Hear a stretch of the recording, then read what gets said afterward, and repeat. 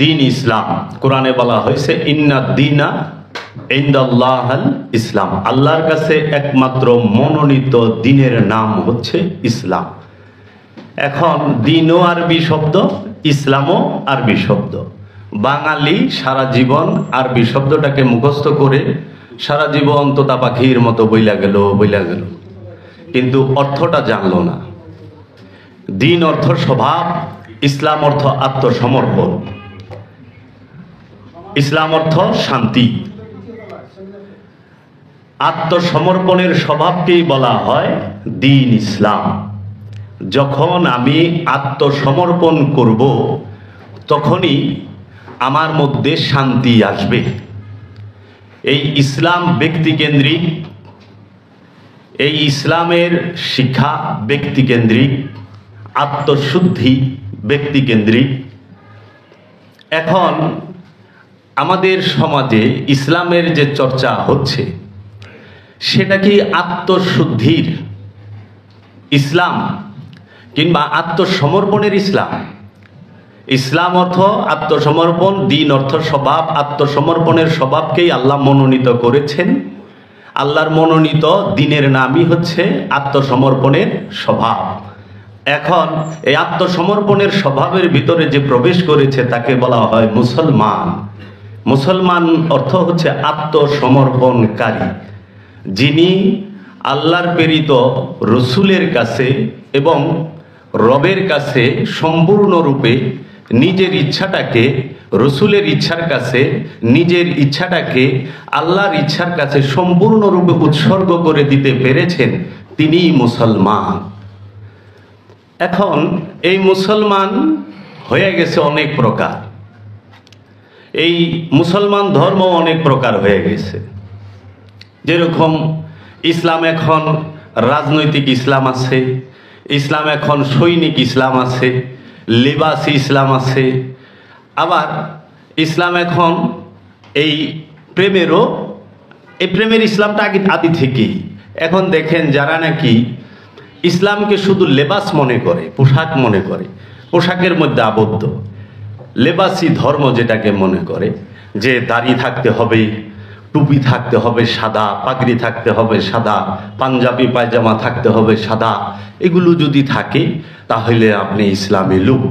এখন ইসলাম নিয়ে আপনার কোনো দাড়ি মোজ কিছু নাই, কথা কইতে যাবেন কবেন আপনি ইসলামের কি বুঝেন, ইসলামের জ্ঞান আপনার কি আছে, আপনি তো দাড়ি মুছি নাই।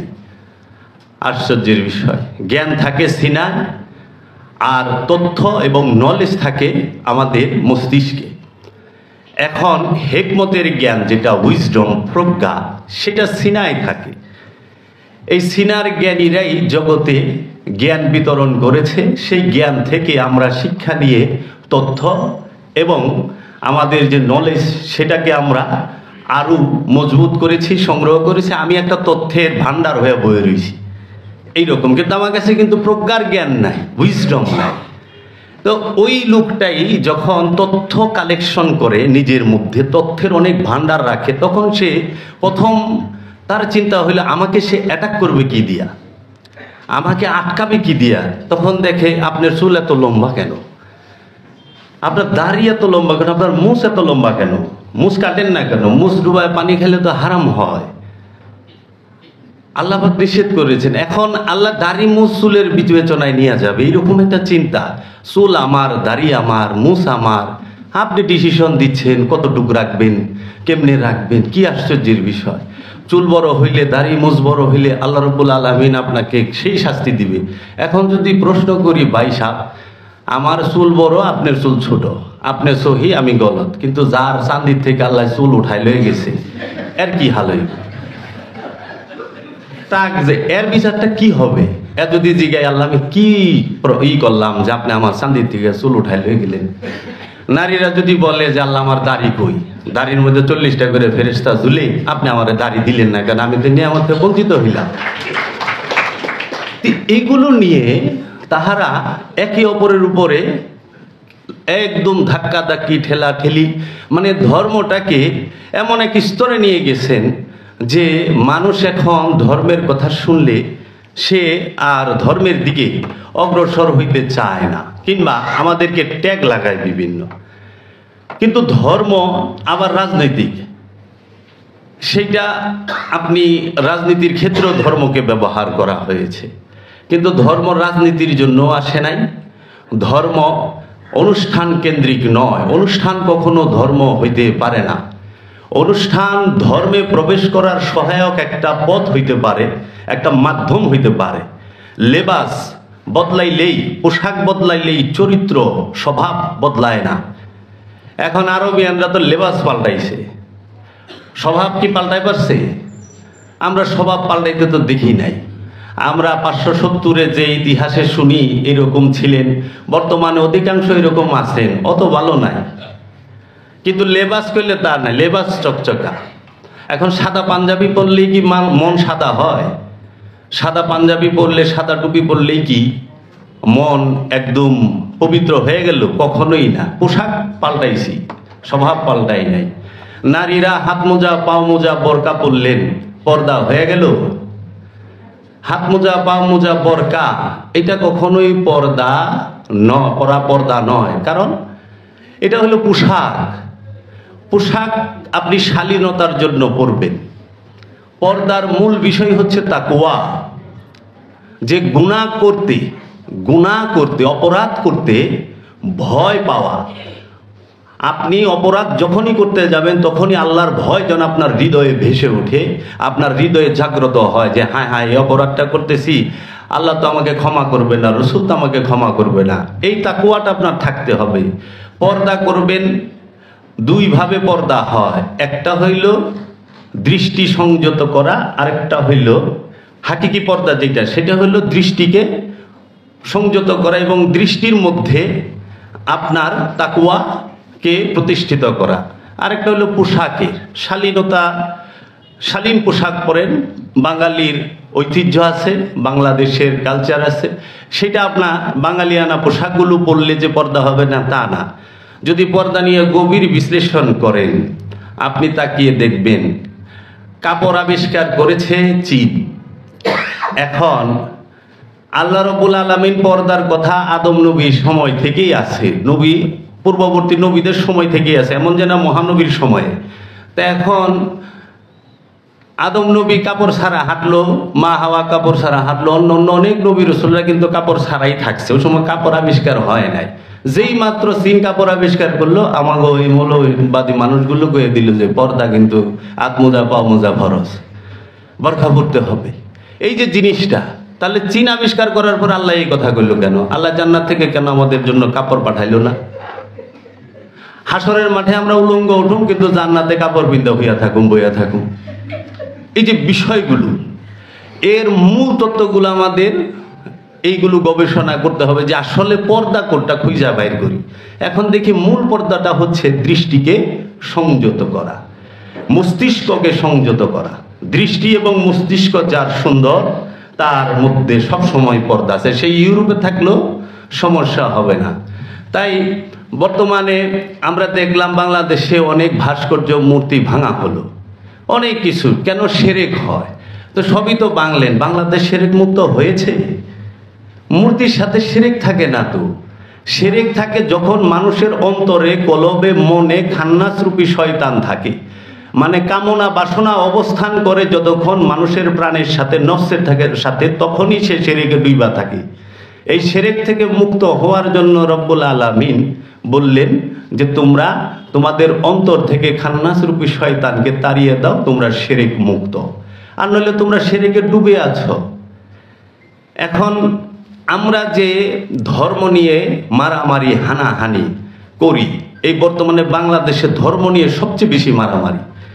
আর এত কথা কিছু কইলেই কয় সহিহ হাদিস, মানে আশ্চর্যের বিষয়। তো কোরআনও তো আছে, আল্লাহ রাব্বুল আলামিন কোরআন দিছে, কোরআন থেকে দেখেন।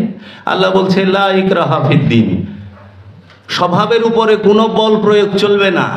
লাকুম দিন, তোমার স্বভাব, তোমাদের স্বভাব, উকুম ওয়ালিয়া দিন, তোমাদের স্বভাব তোমাদের কাছে, আমাদের স্বভাব আমাদের কাছে। লা ইকরাহা ফিদ্দিন, ধর্মের মধ্যে দিনের স্বভাবের উপরে কোনো প্রকার বল প্রয়োগ চলবে না। আপনি আল্লাহ রাব্বুল আলামিনের সবচেয়ে মহা একটা গুণ, সেটা হলো সূরা ইখলাসে, কুল হুয়াল্লাহু আহাদ, আল্লাহ একক, অখণ্ড, অদ্বিতীয়, স্বয়ংভূ সত্তা, আল্লাহুস সামাদ, আল্লাহ মহা নিরপেক্ষ। মহাটা নাই, সেটা আমরা সর্বশ্রেষ্ঠ বলার জন্য, কিন্তু সামাদ শব্দের অর্থ নিরপেক্ষ। আল্লাহ নিরপেক্ষ। তাহলে আল্লাহ নিরপেক্ষ, আল্লাহর প্রেরিত রসুল যিনি, তিনি কি পক্ষে? তিনিও তো নিরপেক্ষ। আল্লাহর প্রেরিত বাণী আল কোরআন, সেটাও তো নিরপেক্ষ। এখন এরা আল্লাহরও পক্ষের বানায় দেয়, আল্লাহ মুসলমানগো পক্ষে, আর কেউ পক্ষে নাই। এইটা হ্যাঁ সেই মুসলমানের পক্ষে যিনি আত্মসমর্পণের মুসলমান, কিন্তু এই গরু খাওয়া মুসলমান, জন্মগত মুসলমান, আনুষ্ঠানের মুসলমান, সুন্নতে খাতনা দেওয়ার মুসলমানের সাথে আল্লাহ থাকে না। আল্লাহ থাকে আত্মসমর্পণকারী যে মুসলমান, তার সাথে। তো বর্তমান সমাজে আমরা বেশিরভাগ হলো জন্মগত মুসলমান, বাবা মা মুসলমান, তার ঘরের থেকে আমরা জন্মাইছি, আমরাও মুসলমান। কিন্তু মুসলমান তখনই হয় যখন রসুলের কাছে আত্মসমর্পণ করে, রসুলের কাছে কলেমা পাঠ করে। তা আপনারা যদি জিজ্ঞাই, আপনি যে মুসলমান হইলেন, কলেমা পাঠ করছেন কার কাছে? কয় আমাগো মক্তবের হুজুরের কাছে। তা আল্লাহ তো হুজুরের কাছে কলেমা পড়তে কয় নাই, কয় মা বাপেই পড়াইছে, মাদ্রাসায় পড়ছি, বইয়ের থেকে পড়ছি, বইয়ের থেকে, মাদ্রাসার থেকে, মৌলবী সাহেবের কাছ থেকে, মক্তবের কাছ থেকে কলেমা পাঠ করার কথা আল্লাহ বলে নাই। আল্লাহ বলছে তুমি আমার প্রেরিত রসুলের কাছে তুমি কলেমা পাঠ করো। তাই আল্লাহ কোরআনে সূরা ইব্রাহিমের 4 নম্বর আয়াতে বলছেন, আমি প্রত্যেক জাতিতে, প্রত্যেক ভাষায় আমার রসুল প্রেরণ করেছি, আমার রসুল প্রেরণ করেছি আমার নিদর্শন সমূহকে বর্ণনা করার জন্য। পৃথিবীতে যত জাতি আছে, যত ভাষা আছে, প্রত্যেক জাতিতে, প্রত্যেক ভাষায় আল্লাহ রসুল প্রেরণ করেছেন, এবং সেই রসুল চলমান, বহমান, সে সর্বক্ষণ প্রেজেন্ট। তার কাছে যায়া রবের এই দিদারের, আত্মশুদ্ধির, নিজেকে চেনার, জানার শিক্ষা অর্জন করতে হবে। সেই ইসলামকে স্বার্থের জন্য বাদ দিয়া এখন কি করতেছে? আপনার পুঁজিবাদী ইসলাম, বস্তুবাদী ইসলাম, শৈল্পিক ধর্ম, সেটা পালন করতেছে। শুধু অনুষ্ঠান আর অনুষ্ঠান, অনুষ্ঠান আর অনুষ্ঠান। কিন্তু অনুষ্ঠানটা যে মূলকে দেখাবার জন্য, সেটা সে মানতেই চায় না। মূলকে পরিচয় করাই দিবার জন্য অনুষ্ঠান। এখন ঢোল বাজাইলে আরেকজনে কয় যে আমরা এখন নামাজ পড়ুম, ঢোল বাজান যাইব না আপনার মন্দিরে। তো এখন যদি প্রশ্ন করা হয় যে ওনার মন্দিরে উনি ইবাদত করতেছে ঢোল বাজায়া, আপনার মসজিদে আপনি মাইক চালাইয়া ওয়াজ করতেছেন, সূরা কেরাত পড়তেছেন, তো আপনার যে নিরপেক্ষতা, যে ইসলামের মূল মানদণ্ড, সেইখানে আপনি কি বল প্রয়োগ করলেন না তাহার উপরে? যে আমি যখন নামাজ পড়ুম তুমি তখন ঢোল বাজায় পারবা না, আর ঢোল আলায় যদি বলে আমি যখন ঢোল বাজাবো তখন তুমি মাইক বাজায় পারবা না, এইটি তো বল প্রয়োগ। এই নিরপেক্ষ কথা কইলে কি বাঁচতে দিবে আপনাকে? আমি তো দেখছি বাঁচতে দিবে না। কারণ এরা খুব ভয়ানক, এরা ইসলামকে মোটেও অনুসরণ করে না। এরা হইল শক্তি, ক্ষমতা এবং স্বার্থের পূজা করে। এর জন্য শক্তির পূজারী কখনোই প্রেমের পূজারীকে মেনে নেয় না, মেনে নেবার কথাও না, মেনে নেবেও না।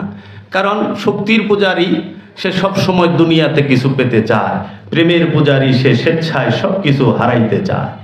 যারা মুসলমান তারা প্রেমের পূজারী, তারা হৃদয়ের ধর্ম করে, তারা কখনো কাহারও উপরে কোনো জুলুম অত্যাচার করে না। মুসলমানকে বাংলার জমিনে হযরত শাহজালাল, মুসলমানকে বাংলার জমিনে হযরত শাহপরান, মুসলমানকে বাংলার জমিনে খান জাহান আলী, মুসলমানকে বাংলার বাউল সম্রাট, বাংলার সুফি সম্রাট লালন সাইজি। কালামগুলো পড়েন তো, একটা কি আঘাত করার কালাম আছে? মানুষের চোখে পানি বের হয় সুফি সম্রাট লালন সাইজির কালাম পাঠ করলে। বাংলার জমিনে মুসলমান বাবা জান শরীফ শাহ সুরেশ্বরী, আমার মুর্শিদ কালান্দার বাবা জাহাঙ্গীর, যাহারা মানুষের মনুষ্যত্বের কথা বলেছেন, মানবতার কথা বলেছেন, মুক্তির কথা বলেছেন। সেই মুক্তি কিসের মুক্তি? অভাব থেকে মুক্তি চান? মানুষ বলে যে আল্লাহ আমাদের মুক্ত করো, মুক্তি দাও। কিসের মুক্তি দিবে? আগে এইটা তো ক্লিয়ার করেন। আপনি কি ঋণ থেকে মুক্তি চান? আপনি কি অভাব থেকে মুক্তি চান? আপনি কি এই এই যে আপনার রোগ শোক সেটা থেকে মুক্তি চান না, মানুষের মুক্তি চাইতে হবে খান্নাস রূপী শয়তান থেকে, ষড়রিপু থেকে। এই ষড়রিপু থেকে মানুষ আমাদের মুসলমানদের মধ্যে মূলও খেয়াল করে না। আপনি দেখেন একটা অলির দরবারে যখন ওরস হয়, নারী পুরুষ পাশাপাশি বৈশা থাকে, কাওয়ালি সামা সঙ্গীত হয়, শোনে। এটা বিরাট বড় বেদাত, গুনাহ, অনেক বড় গুনাহ, পর্দা নাই। কিন্তু মানুষ খেয়াল করে না, হজ করতে গেলে কাবা শরীফে পুরুষ 2 টুকরা শিলি ছাড়া কাপড় পরে, নারী 3 টুকরা শিলি ছাড়া কাপড় পরে। মেয়েদের জন্য 3 টুকরা, পুরুষের জন্য, নরের জন্য 2 টুকরা, একত্রে একসাথে কাবা ঘরকে তোয়াব করতেছে এবং হাজার আসওয়াদকে চুম্বন করার জন্য হুড়াহুড়ি করতেছে। মৌলভী সাহেব ওখানে তো ফতোয়া ওঠান না, এই জায়গায় নারী পুরুষ একসাথে, পর্দা নাই। হ্যাঁ, এখানে নারী পুরুষ আলাদা করেন, খালি পীরের দরবারে পর্দা নাই, চোখে দেখেন না। এই যে বিষয়গুলো এর মূল জায়গায়ও খেয়াল করে না যে আচ্ছা এটার একটু সমাধান দেন তো আপনারা, যে কাবা ঘরের ভিতরে কেন নারী পুরুষ এই বাড়ি থেকে এত সুন্দর হিজাব বোরকা কাপড় পরে গেছে, ছেলেরা পাগড়ি পাঞ্জাবি টুপি পায়জামা পরে গেছে, ওইখানে যাওয়ার পরে বলে সব খোলেন, যান এহরামের কাপড় পরে আসেন। এহরামের কাপড় শিলি ছাড়া, শিলি থাকলে এহরামের কাপড় হবে না। 2 টুকরা ছেলেরা, একটা উপরে গায়ে আর একটা নিচে বাঁধে, মেয়েরা 3 টুকরা শিলি নাই। সারা বিশ্বের সকল দেশের মুসলমানরা ওইখানে যাইয়া হজ করতে আছে, ওইটা লইয়া কোনো কিছু দেখে না। বাংলাদেশের ডোল বাজাইয়া গান গায় দরবারে, এর লেগে মাজার ভাঙতে হবে, দরবার ভাঙতে হবে, খানকা ভাঙতে হবে। কিন্তু সৌদি আরবে যে নাইট ক্লাব খুলছে, সিনেমা হল খুলছে, বার খুলছে, এইগুলা লইয়া বাংলাদেশের একটা মৌলবী সন্ত কথা কয় না। এখন আমরা যখন বলি যে ইসলামের মূল বিষয়টা সুফিরা ধারণ করে, কোরআনের 4টা মূলনীতি আছে। কোরআনের মধ্যে রেসালাত মানে গুরুবাদ, কেয়ামাত মানে জন্মান্তরবাদ, আরেকটা হইল সুফিবাদ যেটা ইলমে তাসাউফ, ইলমে লাদুনি, আরেকটা হইল দায়মি সালাত, সর্বক্ষণ রসুলের সাথে এবং রবের সাথে সংযোগ যোগাযোগ প্রচেষ্টার অপর নামই দায়মি সালাত। এই সর্বক্ষণ রসুলের সাথে এবং রবের সাথে সংযোগ যোগাযোগ প্রচেষ্টার অপর নামই সালাত। তো ইসলামী সাম্য এবং ইসলামী সাম্যবাদ যদি এই দেশে প্রতিষ্ঠিত করতে চাই, আমরা যদি মনে করি যে মুসলমান আমরা একত্রে বসবাস করব, তাহলে আমাদের এই 4টার প্রতি আস্থাও থাকতে হবে এবং এই 4টাকে অনুসরণও করতে হবে, মেনে নিতে হবে, নিজের জীবনের মধ্যে রাখতেও হবে। এখন আমাদের এই সমাজের ভেতরে পরমত সহিষ্ণুতার স্থানটা নাই, অন্যের মতটাই সহ্য করতে পারে না। কিন্তু কোরআন সে কি বলছে, রসুলের কাছে যে আসছে, ইহুদি আসলে ইহুদির কথাটাও রসুল মন দিয়া শুনছে এবং তাকে উত্তর দিছে। এই পরমত সহিষ্ণুতা নাই। একটা আমার মতের বিরুদ্ধে একটা কথা হইলেই তুই তো কাফের হয়ে গেছস, মোরতাদ হয়ে গেছস, তোর আর বেঁচে থাকার অধিকারই নাই। তা আমার যদি বেঁচে থাকার অধিকার না থাকে, তা আল্লাহ আমারে মারে না, আপনারা বাইরে মারেন গে? আপনাকে এই অধিকার কে দিল? ওর বেঁচে থাকার অধিকার নয়, বাইরে মেরে ফেলাও। আপনারা মারবেন কেন? আল্লাহ আমার অক্সিজেনটা বন্ধ করে দিলেই তো। আমি বাতাস নিচ্ছি, ছাড়ছি, ছাড়তে না পারলেও মরিয়া যাবো, নিতে না পারলেও মরিয়া যাবো। ছোট্ট একটা কাম আল্লাহ করে দিলেই হয় না। তারা দল টল জুগাইয়া মসজিদের মাইক দিয়ে অ্যালাউন্স কইরা আয়া বললো আমার বাড়িতে, বাইরে বাইঙ্গে আগুন ধরাইয়া মনে করেন এখন ওলি আল্লাহ দরবার থেকে কোরআনের পাখি যারা বলে নিজেদেরকে, এই যারা নাকি সৈনিক ধর্মটা করে, যারা নাকি বস্তুবাদী ধর্মটা করে, স্বার্থের ধর্মটা করে, ক্ষমতার পূজা করে, ধর্মকে রাজনৈতিকভাবে ব্যবহার করে, রাজনৈতিক ধর্ম করে, তারা কি করলো? সুফিদের দরবারে যায়া, মন্দিরে যায়া, কিংবা অন্য অন্য যারা মুক্ত মনা মানুষ তাদের এইখানে যায়, সুফিদের দরবারে আক্রমণ করে কি করলো? পাগড়ি পাঞ্জাবি টুপি পরা সে প্রথমেই থাপা দিয়া ধরলো ডেক্সিটা লইয়া 3 মৌলভী সাহেবের দৌড়। তারপরে আমার বাড়ি থেকে ধরলো 3টা মোরগ দৌড়, মোরগ লইয়া। তো ডেক্সি চুরি কি ধর্ম? ইসলাম। মোরগ চুরি করলো, খাসি ছাগল এগুলো পীরের দরবারে বাইন্দা দিছে, লইয়া দৌড়। দেখেন ফুটেজগুলো দেখেন, কি ড্রেস, কি তাদের লেবাস, আর কি তাদের চেহারা, মাশাল্লাহ। গরু নিয়া দৌড়, দুম্বা নিয়া দৌড়, এই টিন, ইটা, বালু, সিমেন্ট, হলুদ মরিচ আমার বাড়ি থেকে এই যে খড়ি কাটে দাও আর বটিটা পর্যন্ত ছাড়ে নাই। কিচ্ছু রাখে নাই, ফ্যান ট্যান সব লয়ে গেছে। এটা কি ইসলাম? তো জিজ্ঞেস করছে এত রাতে আপনারা কেন গেলেন? দিনের দাওয়াত দিবার গেছি। হায় হায়, আল্লাহ বাঁচাইছে, দিনের দাওয়াত দিবার, দিনের দাওয়াত দিবার এতেই সব লেগে গেছে। আর যদি দিন প্রতিষ্ঠা করতেন তো বাড়ি ফিদেলে যেতে। দাওয়াত দিবারই যে অবস্থা, তাদের দিনটা হইলে এইরকম।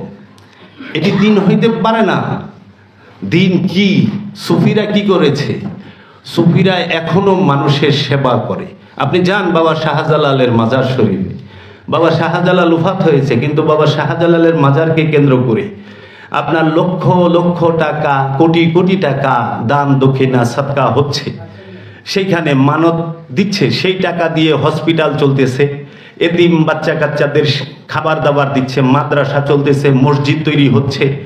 এইরকম জনকল্যাণে অনেক কিছু হচ্ছে। ঢাকা শহরে আপনি যান শাহ আলী বাবার মাজারে, গোলাপ শাহর মাজারে, এই টাকাগুলো তো জনকল্যাণেই ব্যবহার হয়। তাহলে সুফিরা মানুষের সেবা করে। আর আমাদের এই ধর্মান্ধ যারা উগ্রবাদী মৌলবাদী গোষ্ঠী, তারা ধর্মকে ব্যবহার করে নিজেদের আখের গুছায়, পুঁজি করে। তো ইসলাম মানেই হচ্ছে উৎসর্গ।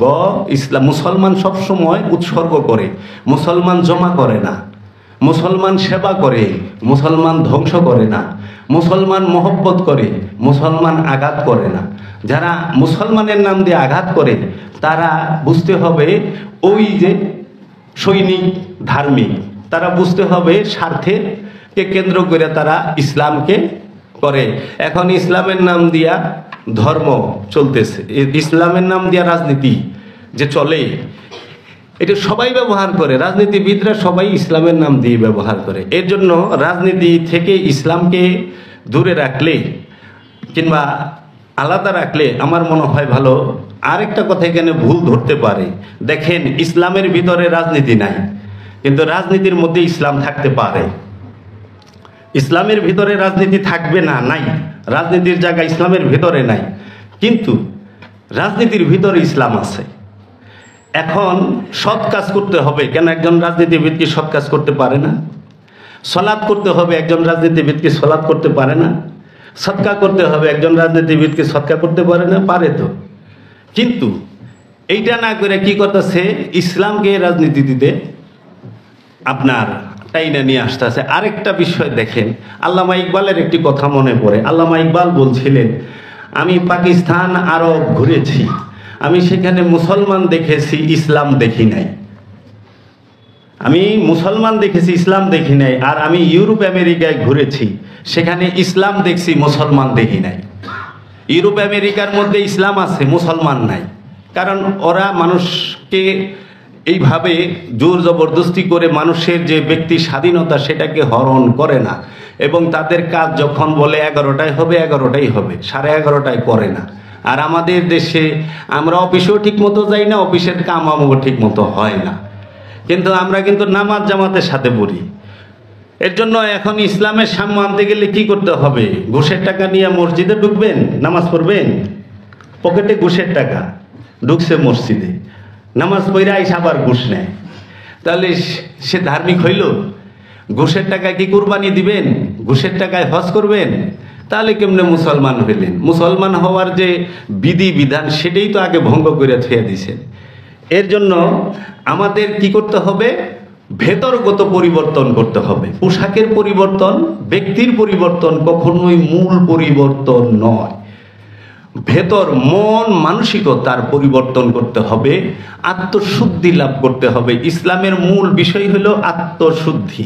দেখেন নারীরা আল্লাহর ওলি হয়, কতটি দলিল লাগবে? মা হাজেরা আল্লাহর ওলি, ইসমাইল নবীর মাতা, ইব্রাহিম নবীর স্ত্রী, তার সাথে আল্লাহ সরাসরি কথা বলছে। মা মরিয়ম আল্লাহর ওলি, তার সাথে আল্লাহ সরাসরি কথা বলছে, কোরআন দলিল বলে নাই? কিন্তু বর্তমান সমাজে নারীদেরকে ইসলাম থেকে একদম মানে সামাজিক যে ইসলামের ভেতরে নারীরা মসজিদে যায় নামাজ পড়তে পারবে না। সারা মাস নারী রোজা রাখবো, কিন্তু ঈদের নামাজে আপনার স্ত্রী আপনার সাথে যাইতে পারবে না। অনেক ফতোয়া দিয়া দিব, কিন্তু এগুলার কোরআনের ভিতরে এগুলা নাই, এগুলা মানুষের তৈরি। তা আমাদের মূল বিষয়টা হবে এই সমাজের ভিতরে ইসলাম সম্পর্কে পড়াশোনার চর্চা নাই। কোরআনের বাংলা অর্থ কেউই এই যে বর্তমান সমাজের ভিতরে যে যুব সমাজটা, এরা কোরআনের বাংলা অর্থটা যদি বারবার পড়ে, আরবিটা না, আরবি তো পড়বেই, কিন্তু আরবি পড়ায় শুধু সীমাবদ্ধ থাকে তারা, যে আরবি 1 হরফে 10 নেকি, ওই নেকির জন্য থাকে। কিন্তু না, কোরআনের বাংলাটা পড়েন, বুঝতে পারবেন যে ইসলাম কি, ইসলামের শিক্ষা কি। এর জন্য ভেতর পরিবর্তন করলে আমাদের পরিবার, ব্যক্তির পরিবর্তন আসবে, ভেতর পরিবর্তন করলে ভিতর সুন্দর করতে হবে। এর জন্য অবশ্যই দায়মি সালাত করতে হবে। আর এই সমাজে দায়মি সালাতের কথা শুনলে মৌলানা সাহেবরা খেপে যায়, অথচ কোরআন। এই সমাজে ধর্মনিরপেক্ষতার কথা শুনলে মৌলানারা খেপে যায়। ধর্মনিরপেক্ষতা কখনো ধর্মহীনতা নয়। ধর্মনিরপেক্ষতা কি?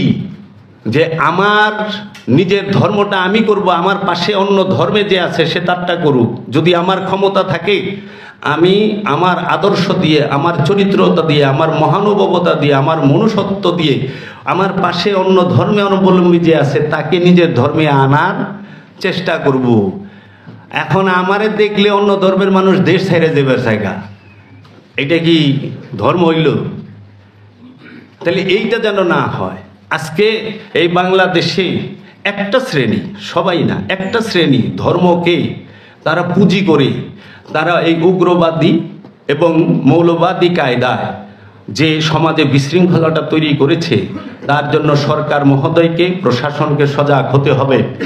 এই 2-4 লক্ষ, 2-4-10 লক্ষ মানুষ এই মৌলবাদীদের ভিতরে যে তাহারাই যে ইসলামটাকে ক্যারি করে, ইসলামের মূল তারা কান্ডারি হয়ে গেছে, এজেন্ট হয়ে গেছে, তা কিন্তু নয়। বৃহৎ অংশ সুফিবাদের ভিতরে, এই সুফিদের ভিতরে বৈশা রয়েছে। সুফিরা শান্তিপ্রিয়, সুফিরা শান্তিতে বিশ্বাসী। এর জন্য তারা রাস্তায় নামে না। যদি তারা রাস্তায় নামে, বাংলাদেশে 3টা দরবারের মানুষ যদি রাস্তায় নামে, ঢাকা শহরে জায়গা হবে না। অনলি 3টা দরবারের মুরিদ, 3টা দরবারের মুরিদ। বাংলাদেশে এমন এক দরবার আছে যার বৎসরে গুরু দক্ষিণা উঠে, আজ থেকে তাও 10 বছর আগের কথা, এটা 2000 কোটি টাকা। চেহারাটা দেখে 2000 কোটি টাকা থাকলে গুরু দক্ষিণা দেয় পীরে, তাহলে মুরিদ কতখানি হইতে পারে? বছরে গুরু দক্ষিণা, এটা অন্য কিছু না, এটাকে নাজরানা বলা হয় আরবিতে। আরেক জায়গায় আসছে 1000 কোটি টাকা উঠে, এরকম ঠিকানা দিয়ে দিলাম, আবার মৌলবাদীরা এই দরবারে যায় পারে গা। এলে নাম কইলাম না, নাম কইতে পারি তো। কাজেই অসংখ্য দরবার আছে বাংলাদেশে। এই বাংলাদেশ, আচ্ছা একটা জিনিস বুঝতে পারি না, আরবের পোশাকটাকে বাংলাদেশে কেন জোর করে আনতে হইব? পাঞ্জাবিটা আরবের পোশাক। এখন আমি যদি প্যান্ট শার্ট পরি, আমি কি মুসলমান হইতে পারুম না? প্যান্ট শার্টের সাথে, পোশাকের সাথে কি মুসলমানের, মুসল্লির কোনো সম্পর্ক আছে? আমি আপনাদেরকে দেখেন, বিস্তারিত বলার নাই, আমি দলিল সহকারে বলতাম। মুসল্লির 8টা গুণ আছে। সূরা মারিজে, সূরা মারিজে যে 70 নম্বর সূরা, সেই সূরা মারিজের 8টা গুণের একটা গুণের সাথে দাড়ি, টুপি, পাঞ্জাবির কোনো সম্পর্ক নাই। সম্পর্ক হইল সব মনুষ্যত্ব, মহানুভবতার। তো কাজেই আপনারা এই আমাদের দেশের মধ্যে পাঞ্জাবি আনছেন, কিন্তু আরবের খাওয়া কি আনতে পারছেন? পাঞ্জাবি পরা সুন্নত, উটে চড়াও তো সুন্নত, পাঞ্জাবি পরা সুন্নত, ঘোড়ায় চড়াও তো সুন্নত। মৌলানা সাহেবরা পাঞ্জাবি পাইরা সব বললেন, কিন্তু একজনও একটা উট কিনা চইরা, মনে করেন বাইতুল মোকাররমে মায়া উটটা বাইন্দা নামাজ পড়লেন না, যে রসুলের সুন্নত আদায় করলাম। আমাদের খালি বেদাতি বেদাতি কয়। এই যে বেদাতি বেদাতি যে কন, বেদাত যদি দড়ি পুরা খুইলা দেব, সব বেদাত, A to Z বেদাতের মধ্যে আমরা বয়ে রয়েছি সমস্ত কিছু। কারণ রসুলের পরে এবং সাহাবাই কেরামদের পরে এই বেদাত আসছে। নব্য আবিষ্কার, নতুন আবিষ্কার। বেদাত 2 প্রকার, উত্তম বেদাত এবং খারাপ বেদাত। বেদাতে হাসানা, বেদাতে সাইয়া। তো এখন খালি কয় এডুল বাজান, এটা তো বেদাতি। মাজার পাকা করছেন বেদাতি, দরবার করছেন বেদাতি, এই আপনি এরা সব বেদাতি। আচ্ছা, বেদাতি বেদাতি যে করেন, আপনি কি সহি? আপনি শুনলেও বেদাত আছে। কেউ উট কিনে না, সবাই যায় পালসার কিনে। পালসার মোটরসাইকেল কিনে না, মৌলানা সাহেব পালসার ব্যবহার করে না। বাংলাদেশে একজন মৌলানা সাহেব কিংবা একজনের দেখছেন যে উট কিনা সুন্নত আদায় করতেছে, উটের উপরে চড়ে আইতেছে, যাইতেছে, ঘোড়ার উপরে চলছে, গাদা খচ্চরের উপরে উঠছে? না, এরা কিনে মার্সিডিজ, BMW, প্যারাডো, এগুলা কিনে, এক্স করল্লা কিনে। তাইলে বেদাত যে কোন, আপনারা আগে এইগুলা ঠিক করেন। ভাত খান কেন? রুটি খান, রসুল রুটি খাইছে, 3 বেলা রুটি খাইবেন, খেজুর খান। তা আমার দেশের একটা নিজস্ব সংস্কৃতি আছে, কালচার আছে, আমার ঐতিহ্য আছে, আমি আমার দেশের সংস্কৃতি ব্যবহার করব। দেখেন, ভিন্নতা অনুষ্ঠানে থাকবেই।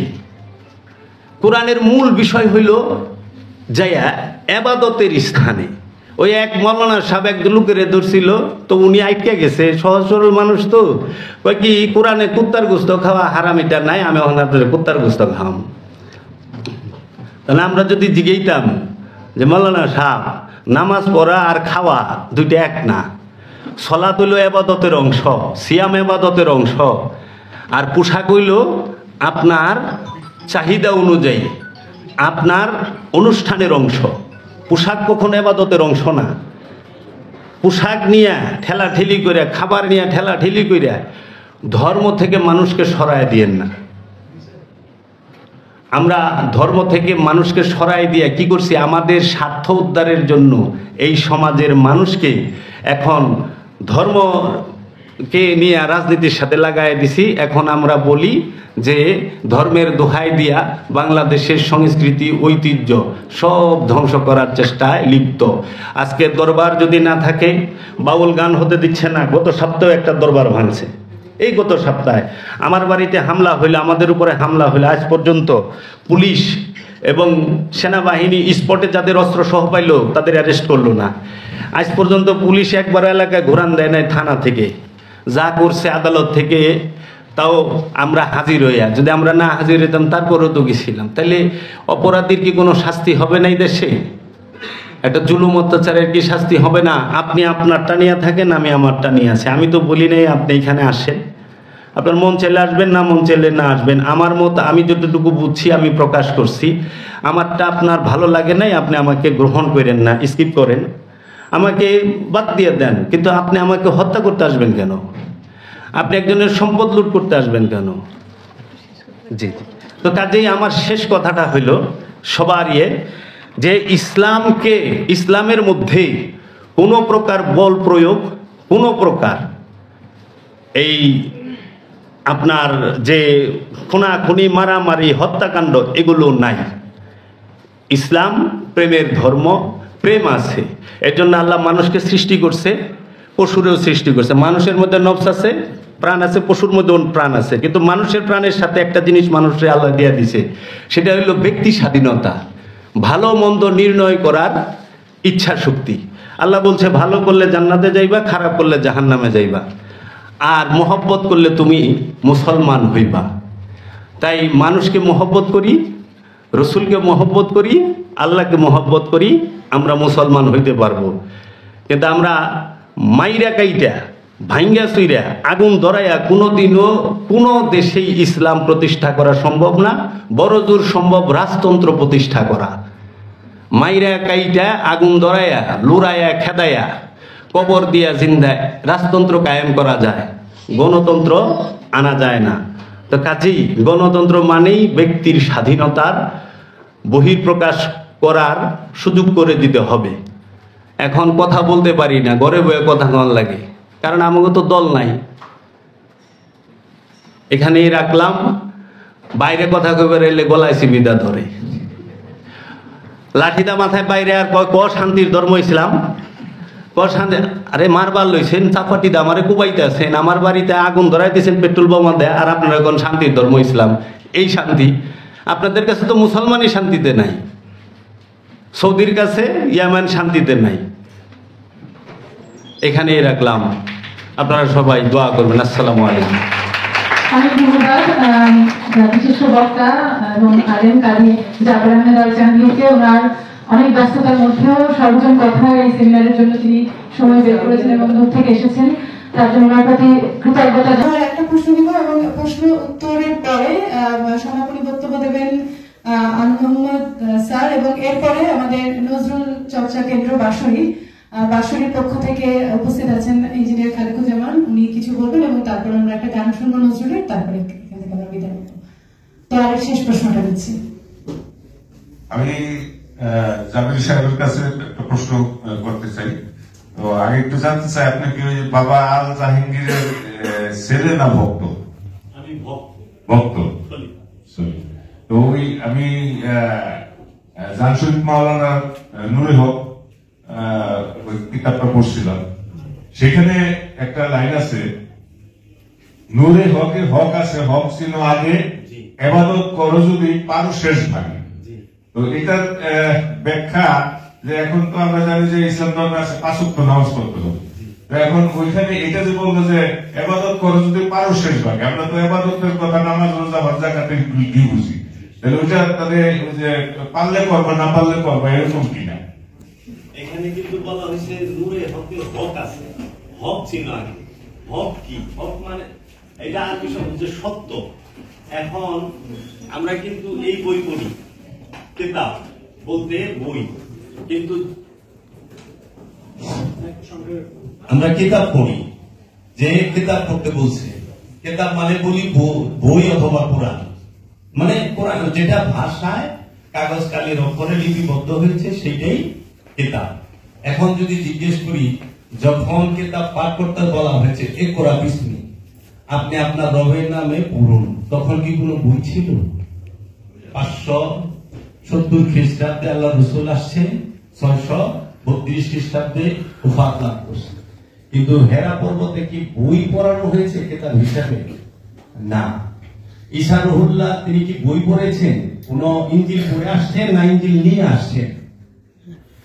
কিতাব নিয়ে আসছেন না কিতাব পড়ে আসছেন? সেই কিতাব কোন কিতাব? দেহ কিতাব। এই দেহ কিতাবকে বলছে আলিফ লাম মিম যালিকাল কিতাব। আলিফ লাম মিমটাই কিতাব, ওইটাই কিতাব। আরেকটা বলছে কাজ্জাকুম মিনাল্লাহি নূর ওয়া কিতাবুম মুবিন, তোমাদের কাছে স্পষ্ট কিতাব এসেছে। স্পষ্ট কিতাব হচ্ছে রাসূল, আর আলিফ লাম মিম নামক যে কিতাব সেটা হলো আমাদের এই মানব দেহটা। এই কিতাবটাকে পাঠ করি।